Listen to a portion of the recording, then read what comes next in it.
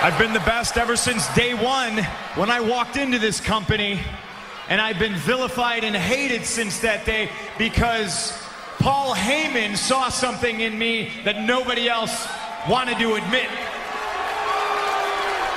That's right, I'm a Paul Heyman guy. Welcome back to Thinking Critical. This is Wes. We've got another DC Comics hero that is about to abdicate the mantle and hand it off to another generation of superheroes that happens to check a few boxes that DC Comics is probably more happy with. If you're unaware, right now we've got Bruce Wayne getting ready to leave Gotham, likely in the hands of Jace Fox, the next Batman. That seems a whole lot like Bruce Wayne. Of course, he has left Gotham. He has left Gotham in the past, but he's moving on, likely so Jace Fox can patrol the streets, essentially handing over the mantle while he goes and does something somewhere else. We've got Clark Kent. He's not only leaving Metropolis, he's leaving Earth. So he could give up the mantle. He's going off to Warworld to fight Mongrel. And John Kent has been dubbed the new Superman. And it's pretty interesting because I guess Tom Taylor wasn't getting enough likes and retweets on all those political commentary. So now he's using John Kent to get that out there. So now you're basically paying for Tom Taylor's political views as the new Superman. As far as Wonder Woman, she is dead. I think she's in Valhalla right now. Nubia has been promoted up to the Queen of Themyscira. Yara Flor is Wonder Woman in training, got her own series, and I believe Hippolyta is like Wonder Woman on the Justice League, but they don't call her Wonder Woman. They just call her Hippolyta. So really, Yara Flor is the Wonder Woman, even though it's Wonder Girl. So there you go. As far as the Green Lanterns go, I don't know if you knew this, but essentially every Green Lantern, like their rings don't work, and they're scattered across the entire galaxy. Powerless. Now we are getting some tales with John Stewart, but otherwise, JoJo Mullins, Teen Lantern, and Jessica Cruz, as far as I know, the only lanterns, Green Lanterns at least, that have rings that work. And I think Jessica Cruz might be taking over the Sinestro Corps, be the leader there. So we'll have the Sinestro Corps led by Jessica Cruz, and then JoJo Mullins as the new Green Lantern. If you did not know, the new Green Lantern, according to Future State, is known not as the world's greatest detective, but the multiverse's greatest detective. So she's already taken one of Bruce Wayne's, she's taken one of his nicknames and taken it to another level. How's that one? And of course, Teen Lantern would be another Green Lantern in trading.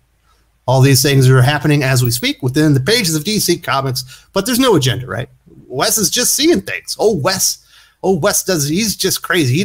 He thinks DC Comics is doing an all new, all different angle right now. Well, they are.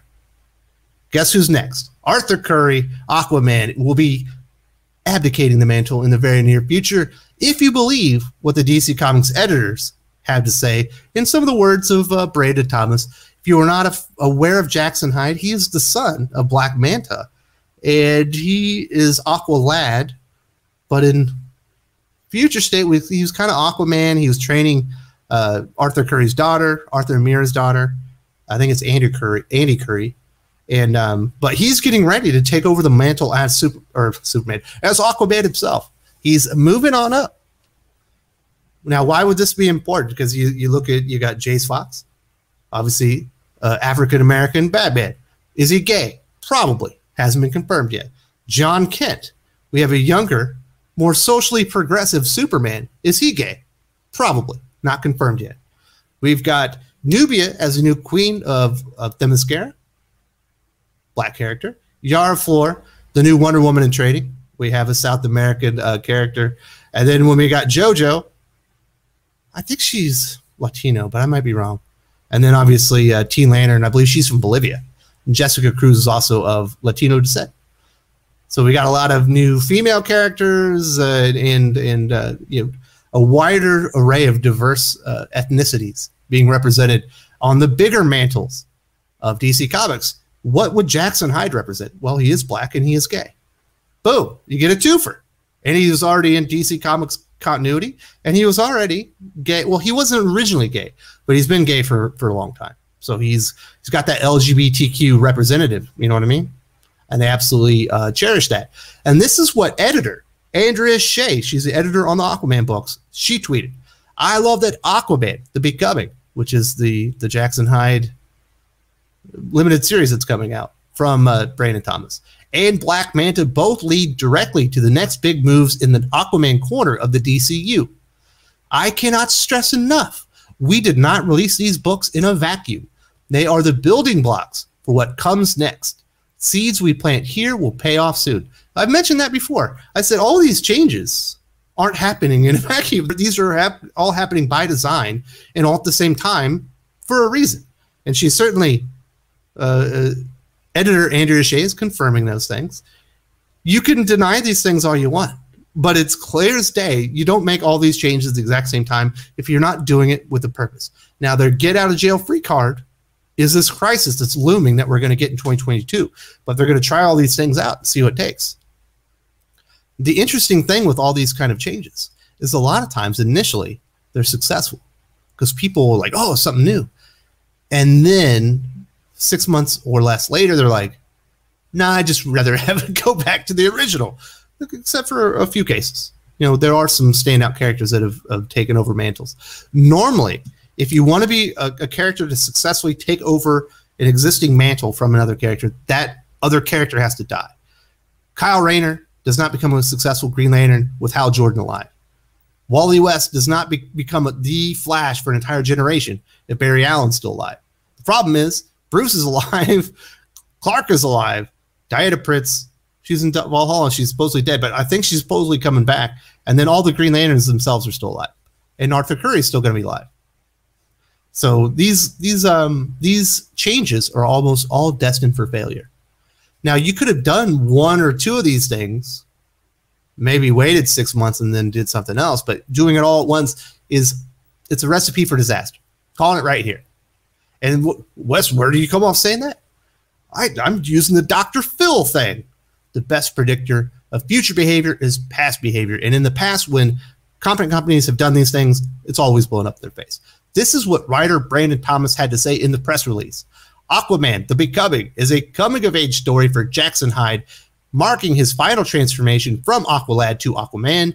When the series begins, Jackson has everything he's ever wanted: acceptance, respect, and a strong web of found family and friends around him. He and his mother are finally on the same page, and his training with Arthur Curry, with an assist from Batman, is going extremely well. That is another hallmark of what they do in these series.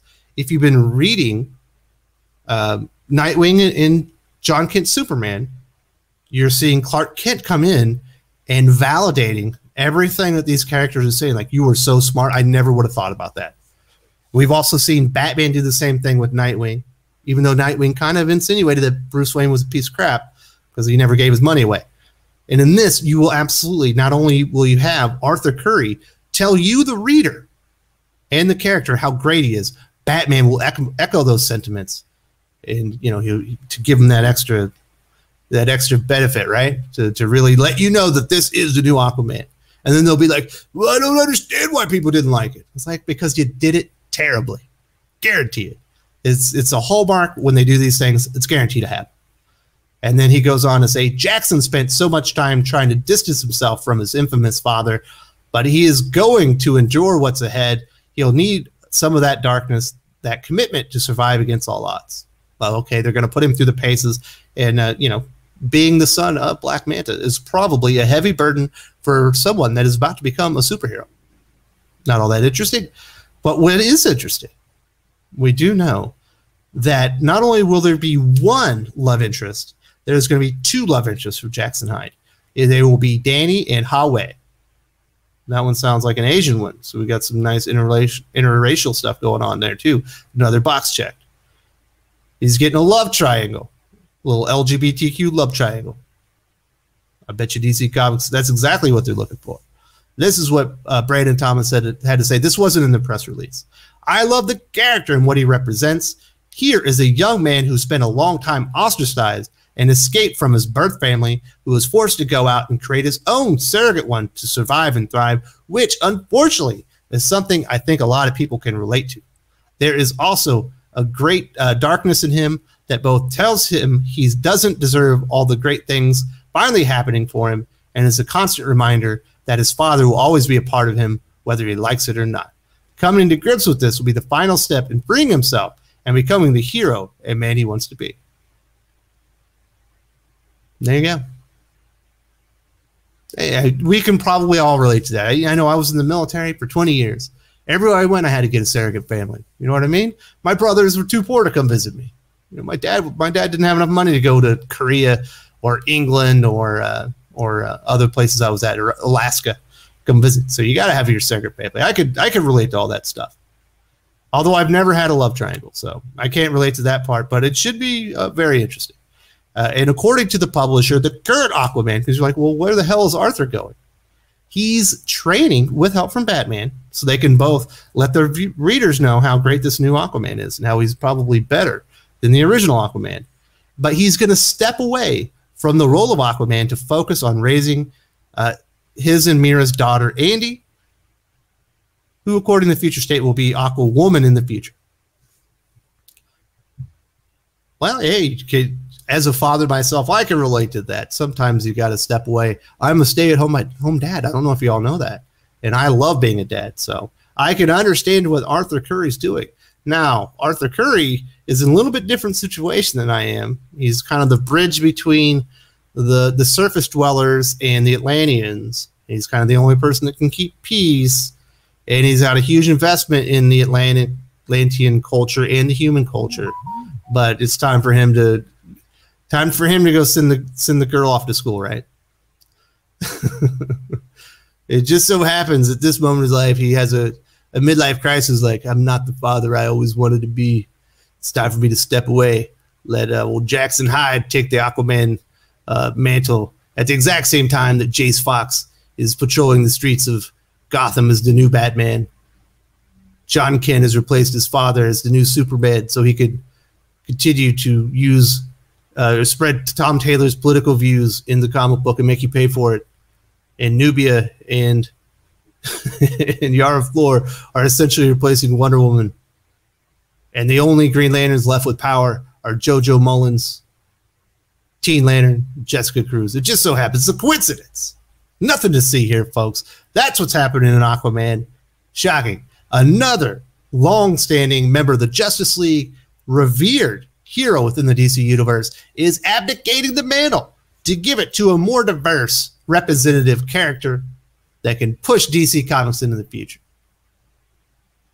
Of course, it's all going to be undone when they do the Crisis because people aren't going to like it. I'm giving you spoilers here. That's not. It is a spoiler. Okay, there it is. I spoiled the whole thing for you. My bad. If you enjoyed this video, please give it a like. I would appreciate it very much. It helps us attract more views for the channel. Subscribe for future commentary, comic book news, and reviews. And don't forget to ring the bell for notifications.